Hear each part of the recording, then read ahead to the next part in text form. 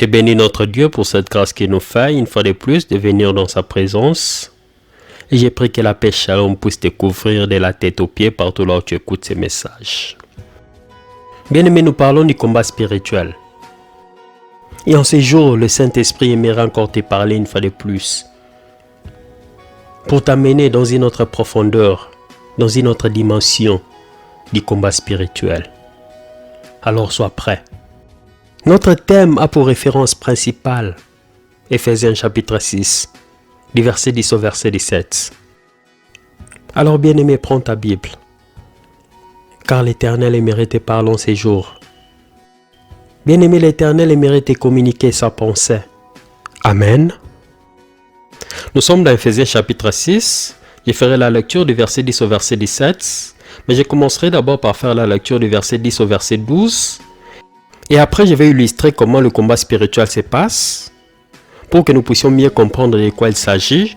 Et après, je reviendrai avec notre lecture d'Éphésiens chapitre 6. Je continuerai à partir du verset 13 au verset 17.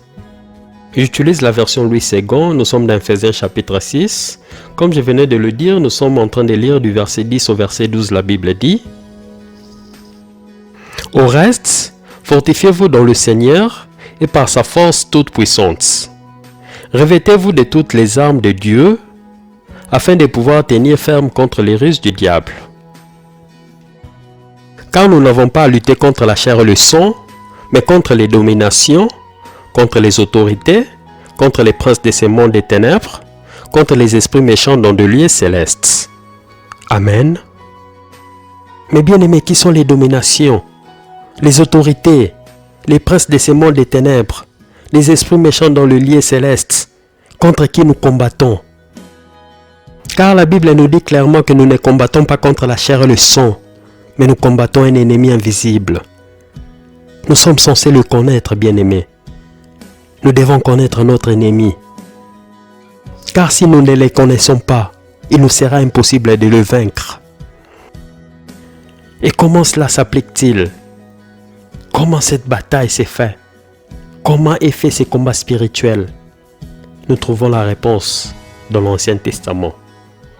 Nous allons repartir dans le livre de Daniel, là où la Bible nous donne un bel exemple, une belle illustration du combat spirituel. Nous sommes dans Daniel chapitre 10. Je ferai la lecture du verset 1 au verset 13 et ensuite je sauterai directement au verset 20. J'utilise la version Parole de vie qui est facile à comprendre. Parce que nous savons que le livre de Daniel est un livre très difficile et très compliqué. C'est un livre bourré des événements énigmatiques, des rêves et des visions nocturnes, des prophéties, des révélations, des événements qui parlent de la fin des temps. Et je sais qu'avec la grâce de Dieu, nous aurons le temps d'en parler pour que nous puissions comprendre les temps dans lesquels nous vivons. Aujourd'hui, par rapport à notre thème et sujet, nous allons spécialement nous focaliser sur le chapitre 10 du livre de Daniel. Je vais rapidement faire la lecture. La Bible dit: La 3e année où Cyrus est roi des Perses, Daniel, appelé aussi Beltassar, reçoit un message de la part de Dieu. Celui-ci annonce de façon sûre de grandes difficultés. Daniel réfléchit beaucoup et il comprend le sens du message grâce à une vision. À cette époque, moi, Daniel, je reste dans le deuil pendant 3 semaines. Pendant tout ce temps, je ne mange aucune nourriture délicieuse. Je ne prends ni viande, ni vin, et je ne peine pas mes cheveux. En d'autres termes, Daniel est en train d'implorer la miséricorde de Dieu par du jeûne et prière. Bien-aimé, par rapport à certaines situations de ta vie, tu es appelé à t'isoler. Tu es appelé à sortir de la masse. Cherche la face de Dieu comme jamais auparavant. Tu es appelé à jeûner et prier. La preuve en est que Jésus avait dit à ses disciples qu'il y a des démons qui ne peuvent être chassés que par du jeûne et prière. Bien aimé, la prière est bonne, mais elle est plus efficace et plus puissante lorsque tu la mélanges avec du jeûne. Bien aimé, tu auras des grandes victoires. Des situations compliquées, des situations difficiles de ta vie, des situations têtues de ta vie. Tout cela deviendra simple et facile, bien aimé. Des montagnes qui se tiennent au-devant de toi vont être déplacées. Tout ce qui se tient au-devant de toi, qui paraissait être impossible, ces situations vont devenir possibles. à cause des jeûnes et prières. Ne continue pas à te plaindre à gauche et à droite. Les gens auprès de qui tu vas te confier ne peuvent même pas t'aider. Ils ne vont pas te donner la solution. Isole-toi. Cherche la face de Dieu. Daniel s'était décidé de ne plus manger ni la viande, ni le vin. Il ne peignait même plus ses cheveux. Bien-aimé, sacrifie-toi. La situation est grave. Et si tu ne pries pas, il n'y a personne qui ne le fera pour toi. Il n'y a personne qui ne le fera à ta place. Tu es appelé à jeûner et prier. Tu es appelé à invoquer la présence de Dieu par rapport à ta situation. La Bible nous dit que pendant 3 semaines, c'est-à-dire 21 jours, Daniel était en train de jeûner et prier par rapport au message qu'il avait reçu de la part de Dieu, qui annonçait de façon sûre de grandes difficultés. Nous sommes au verset 4, la Bible dit: le premier mois, le 24 du mois, je me trouve au bord du Tigre, le gros fleuve. Je lève les yeux et je vois un homme vêtu d'habits en lin, avec une ceinture en or pur autour de la taille. Son corps ressemble à une pierre précieuse, son visage brille comme l'éclair. Ses yeux ressemblent à des torches allumées, ses bras et ses jambes brillent comme un métal poli. Ses paroles font un bruit pareil à celui d'une foule. Bien-aimé, si Dieu te faisait grâce et t'ouvre les yeux spirituels, tu verras des choses grandioses qui te donnera la frayeur et tu craindras Dieu d'une façon particulière. Tu comprendras combien Dieu est grand. Daniel avait eu l'opportunité de voir des choses que personne n'avait jamais vues. Ah, bien-aimé. Continuons avec notre lecture. Moi, Daniel, je suis le seul à voir cet homme apparaître. Les gens qui sont avec moi ne voient rien. Pourtant, ils ont très peur et ils courent se cacher. Le verset 8. Je reste donc seul à regarder cette vision étonnante. Mes forces s'en vont, mon visage change de couleur et devient très pâle. Je suis très faible. J'entends l'homme dire quelque chose. Au son de sa voix, je m'évanouis et je tombe, le front contre le sol. Alors une main me touche et me fait tenir tout tremblant sur mes genoux et mes pieds. L'homme dit: Daniel, toi que Dieu aime, fais un effort pour comprendre les paroles que je vais te dire. Mets-toi debout, car je suis envoyé auprès de toi maintenant. En entendant cela, je me relève en tremblant. Il ajoute: N'aie pas peur, Daniel. En effet, tu as voulu comprendre ce qui s'est passé. Pour cela, tu t'es abaissé devant Dieu. C'est pourquoi, depuis le premier jour, Dieu a entendu ta prière. Et je suis venu t'apporter la réponse. Le verset 13 qui est très important par rapport à notre sujet, notre thème qui est le combat spirituel. Mais l'ange qui protège le royaume des Perses s'est opposé à moi pendant 21 jours. Ensuite, Michel, l'un des principaux anges, est venu m'aider. J'ai donc été retenu auprès des rois des Perses. Amen. Nous sautons directement au verset 20, la Bible dit: Il me demande alors: Est-ce que tu sais pourquoi je suis venu auprès de toi? Je suis venu t'annoncer ce que dit le livre où la vérité est écrite.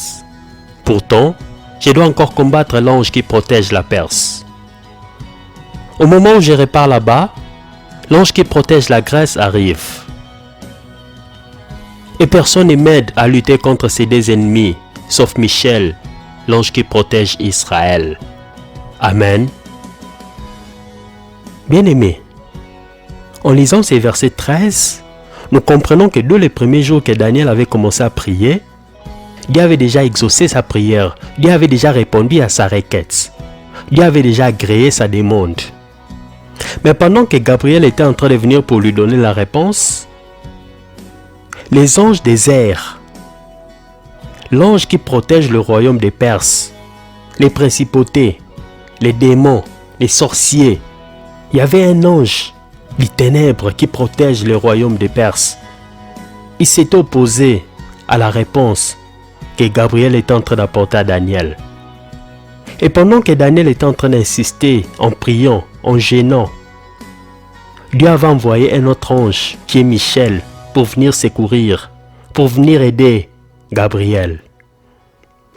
Mais pendant tout ce temps, pendant tous ces 21 jours, il était retenu par des rois des Perses. Bien-aimé, Jésus avait dit tétélestai, c'est-à-dire tout est accompli. Tes enfants, ton mariage, ton bonheur, tes richesses, ton voyage, ta santé, ta guérison, tes bénédictions, tes finances, tout ce dont tu as besoin, Jésus les avait accomplis à la croix. Et lorsque tu pleures au devant de Dieu, lorsque tu cries au devant de Dieu, lorsque tu jeûnes et tu pries au devant de Dieu, tes requêtes sont déjà entendues. Ta prière est exaucée. Tout ce dont tu as besoin est déjà là. Jésus a déjà payé le prix à la croix. Tout est prêt pour se matérialiser dans ta vie. Mais pendant que ça quitte du domaine spirituel pour venir se matérialiser dans ta vie, il y a des principautés, il y a des esprits, des princes des airs, il y a des esprits maléfiques qui s'opposent à ce que ces choses ne puissent pas se matérialiser dans ta vie. C'est cela le combat spirituel, bien-aimé. Il y a une grande différence, il y a une grande séparation entre le monde spirituel et le monde physique que nous voyons. Bien-aimé, il y a une grande bataille entre ce qui est dans le monde spirituel et ce qui doit se matérialiser dans ton monde physique. Il y a un combat. Tes enfants, ils sont là spirituellement. Ton mariage est là spirituellement. Ta guérison, tes finances, ton voyage, tout ce dont tu as besoin. Toutes ces choses sont là. Mais pour qu'elles puissent se matérialiser dans ta vie. Bien-aimé, ne t'amuse pas, ne blague pas. Le combat spirituel existe. Il y a des lois établies. Il y a des démons, des sorciers par rapport à ta famille. Par rapport au nom que tu portes, bien-aimé. Par rapport à ton village. Il y a des choses qui ont été dites. Des malédictions. Des lignes peut-être que tu ne peux jamais franchir. Il y a des choses qui ont été déclarées. Par rapport à ta tribu. Par rapport à ton quartier. Par rapport à ton pays. Il y a des anges, des ténèbres qui s'opposent à l'avancement des vies des chrétiens. Ils en veulent aux chrétiens qui ne puissent pas évoluer, qui ne puissent pas réussir, qui ne puissent pas aller de l'avant. Tu ne sais pas là où tu restes, le quartier dans lequel tu restes, la ville dans laquelle tu restes, le pays dans lequel tu vis, la famille d'où tu es venu, tu ne connais pas. Il y a peut-être des esprits de réclamation. C'est comme s'il y avait une force négative et maléfique qui vous oblige à échouer, qui vous empêche d'aller de l'avant, qui vous empêche de progresser. C'est comme si vous vous cognez sur un mur invisible. Vous faites un cercle vicieux. Vous répétez les mêmes vies que vos aïeux, que les gens qui vous ont précédés. Ton arrière-grand-père était mort du cancer, de la tuberculose, de l'hypertension. C'était un alcoolique, c'était un aveugle, c'était un pauvre, c'était un impérique, un idolâtre. Peut-être qu'il était mort de la prostate, ou il avait des maladies cardiovasculaires. C'est de la même façon que ton grand-père est mort. Ton père est mort de la même maladie. Mais toi aussi, c'est les mêmes choses qui te réclament. C'est les mêmes choses qui se répètent dans ta vie. Tu risques aussi de mourir de la même maladie. Alors que tu es la 4e génération, tu es en train de vivre les mêmes choses que tes aïeux ont vécues. Ta grand-mère était divorcée. Ta mère était divorcée. Toi aussi, les esprits des divorces te réclament. C'est les mêmes choses qui se répètent dans vos familles. L'esprit des malédictions, les esprits des maladies. Peut-être dans votre famille, on a dit personne ne peut se marier. Personne ne peut avoir des enfants. Personne ne peut voyager à l'étranger. Personne ne peut réussir et être riche. Vous tous, vous êtes obligés à être pauvres. Il y a des lois. Il y a des hôtels sataniques. Il y a des choses qui ont été dites. Des choses qui ont été faites. Peut-être par des arrière-parents que vous ne connaissez même pas. Et ces choses-là pèsent sur vos vies. C'est cela des combats spirituels, bien-aimés. Ces choses-là vous réclament. Ces choses-là jouent contre vous. Malgré que vous jeûnez et priez, Dieu peut agréer vos prières. Dieu peut vous envoyer des réponses à vos requêtes, à vos prières. Des esprits impurs, des démons, des sorciers, des agents du diable, des anges diaboliques, des anges déchus, ces rois spirituels, ces chefs coutumiers, ces esprits maléfiques de vos familles sont là pour vous empêcher d'aller de l'avant. Ils sont là pour s'opposer à ce que toutes vos requêtes ne puissent pas vous arriver, afin que vos bénédictions ne vous parviennent pas. Ils sont là jour et nuit pour vous combattre, pour vous empêcher à voir vos rêves devenir des réalités. Bien-aimé, c'est ça le combat spirituel. Il y a des gens qui ne veulent pas que tu puisses être heureux dans ta vie. Il y a des gens qui ne veulent pas que tu puisses témoigner des bontés et des grâces de l'Éternel par rapport à ta vie. Il y a des gens qui ne veulent pas que tu puisses vivre tes rêves. Ils ne veulent pas que tu te maries. Ils ne veulent pas que tu puisses avoir des enfants. Ils ne veulent pas que tu puisses être en bonne santé. Ils ne veulent pas que tu puisses témoigner. Mais bien aimé, j'ai une bonne nouvelle pour toi. S'ils avaient réussi à détruire les vies de tes aïeux, avec toi ils ont échoué. Ils ont mal choisi leur adversaire. Tu connais la vérité. Tu connais ton identité. Tu es un enfant de Dieu. Ils peuvent te faire la guerre, mais ils ne te vaincront jamais. Parce que tu as le sang de Jésus sur toi. Tu as le nom de Jésus, le nom au-dessus de tout le nom. Le nom devant de qui tout genou doit fléchir et toute langue doit confesser qu'il est Seigneur et Sauveur. Tu es appelé à réussir. Tu es appelé à te marier. Tu es appelé à exceller. Tu es appelé à avoir des enfants. Tu es riche, tu n'es pas pauvre. Tout ce que le diable avait prévu par rapport à ta vie, des maladies chroniques, des maladies générationnelles, l'envoûtement, la stagnation, tout cela a échoué car Jésus a payé le prix à la croix. Bien-aimé, tu n'es pas esclave de l'alcool, tu n'es pas esclave de la drogue, tu n'es pas esclave de la stérilité, tu n'es pas esclave de la maladie, tu n'es pas esclave du célibat, tu n'es pas esclave des dettes. Tu as été racheté par le sang précieux de notre Seigneur Jésus-Christ. Tu es un enfant de Dieu, bien-aimé. Tu es appelé à témoigner. Tu es appelé à vivre des bontés et des grâces de l'Éternel. Car tu n'es pas n'importe qui. Par le nom puissant de Jésus. Amen. La Bible nous a bien expliqué. C'est clair. Daniel avait commencé à prier. Il avait jeûné et prié. Dès le premier jour qu'il avait commencé à crier vers l'Éternel, sa réponse était déjà envoyée par Dieu. Sa prière était déjà exaucée et sa requête était déjà approuvée. Mais avant que cela ne puisse quitter le monde spirituel pour lui arriver, cela avait pris 21 jours, bien-aimé. Bien-aimé, je ne sais pas combien de temps tout ce dont tu demandes à Dieu va prendre pour qu'elle puisse se matérialiser dans ta vie. Mais continue à prier. Continue à jeûner, continue à t'accrocher à Dieu, car c'est ceci le combat spirituel dont nous sommes en train de parler. Continue à prier. Daniel avait continué à jeûner et prier pendant 21 jours. Tant qu'il ne voyait pas la réponse à ses requêtes, il avait continué à jeûner et prier. Et Dieu avait envoyé Michel pour venir soutenir Gabriel. Bien-aimé, ta réponse est en chemin.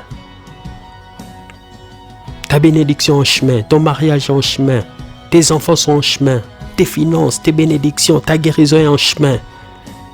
Continue à jeûner et prier. Continue à t'accrocher à Dieu. Continue à insister. Ne baisse pas les bras. Fonce encore. Persévère. Tiens bon. Insiste jusqu'à ce que tu verras tes requêtes devenir des réalités. Jusqu'à ce que tu verras la réponse à tes prières. Ne te décourage pas. Anne ne s'était pas laissé décourager par des critiques ou par des moqueries ou encore par des insultes de Pénina. Elle avait tenu bon, elle avait résisté, elle s'était accrochée, elle avait jeûné et prié jusqu'à ce qu'elle avait obtenu son Samuel. Le combat est fort, mais nous ne combattons pas pour la victoire, mais nous combattons dans la victoire car Jésus a déjà tout accompli à la croix. Nous vaincrons, bien-aimés. Nous sommes victorieux. Nous sommes appelés à réussir et à exceller. Nous sommes appelés à témoigner. Celui qui est en nous est plus fort que celui qui est dans le monde. Nous sommes plus que victorieux, bien-aimés. Nous sommes des vainqueurs. Amen. Nous continuons avec notre lecture. Nous sommes dans Éphésiens chapitre 6. Nous nous sommes arrêtés au verset 12. Donc nous continuons à partir du verset 13 jusqu'au verset 17. La Bible a dit: c'est pourquoi, prenez toutes les armes de Dieu, afin de pouvoir résister dans le mauvais jour et tenir ferme après avoir tout surmonté. Mon frère, ma soeur, lorsque vous lisez la Bible, vous devez la lire attentivement. Parce qu'elle n'utilise pas des termes ou des mots comme par hasard. Tout ce qui est utilisé dans la Bible a une signification. Bien aimé, quand la Bible dit « Prenez toutes les armes de Dieu » afin de pouvoir résister dans les jours mauvais, cela veut tout simplement dire que ces jours mauvais viendront dans nos vies. Une autre version dit quand nous ferons face aux jours mauvais. La Bible ne parle pas de si, parce que lorsqu'on parle de si, ça peut arriver ou n'est pas arrivé. Mais lorsqu'on parle de quand, c'est sûr que ça arrivera. Nous ne pouvons pas les esquiver, nous ne pouvons pas les éviter. Ces jours mauvais viendront, mais nous devons nous équiper. Nous devons nous revêtir des armes de Dieu. Bien-aimé, peu importe qui tu es, que tu sois homme ou que tu sois une femme, que tu sois un jeune ou un vieux, même si tu es riche ou pauvre, que tu sois bishop, archibishop, pasteur, évangéliste, chantre, choriste, bien-aimé, peu importe qui tu es, tous, sans exception, nous faisons face à des réalités, à des combats spirituels, dépendant du niveau d'une personne à une autre. Il y a de ceux qui ont des grands combats, il y a de ceux qui ont des petits combats. Et bien aimé, laisse-moi te dire que si tu as des grands combats, estime-toi heureux. Bien aimé, le diable n'a pas le temps de combattre quelqu'un qui n'a rien. Il n'a pas le temps. Il ne combat que ce dont il a peur. Il ne combat que quelqu'un qui a quelque chose de spécial et de particulier. Si tu es beaucoup combattu, cela montre que ton futur est glorieux. Tu as un grand avenir. Tu es une grande personnalité. Tu es un géant, raison pour laquelle le diable te combat. Et on dit toujours que plus grands seront tes combats, plus grande sera ta bénédiction. Mon frère, ma soeur, laisse-moi te donner un exemple. Le diable n'avait pas le temps de combattre Pénina. Chaque année, elle accouchait sans problème. Ma foi, elle n'avait rien. Raison pour laquelle la Bible ne fait même pas mention de ses enfants. Mais par contre, Anne avait traversé l'enfer. Elle avait fait face à des grands combats. Parce qu'elle avait quelque chose de particulier. Elle avait Samuel en elle. Et Samuel n'était pas n'importe qui. Il était parmi les plus grands prophètes d'Israël de tous les temps. Bien-aimé, le diable ne combat que ce dont il a peur. Il ne combat que ce qui est grand, ce qui est puissant, ce qui est particulier et spécial. C'est ce que le diable combat. Alors si tu fais face à des grands combats, estime-toi heureux, bien-aimé. Bien-aimé, Joseph était haï par ses frères. Il était combattu, il était critiqué, il était maltraité. Finalement, il était vendu par ses propres frères et s'est retrouvé en Égypte. Pendant qu'il avait trouvé une certaine stabilité chez Potiphar, la femme de Potiphar va chercher à coucher avec lui. Il refusa et il est accusé faussement. Lui qui était innocent, il n'avait rien fait, mais s'est retrouvé en prison pendant plusieurs années. Pendant qu'il était en prison, il a continué à servir Dieu.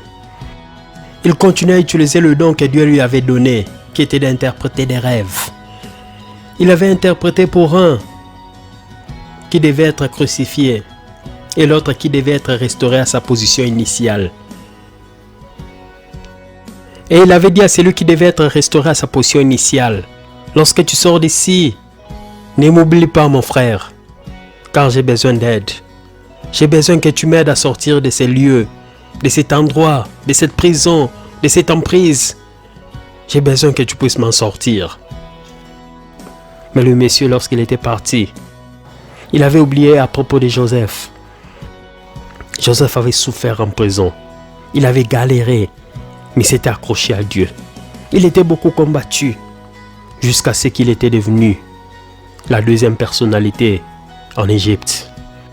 Bien-aimé Joseph qui était étranger, il était esclave. Pire encore, il était jeté en prison.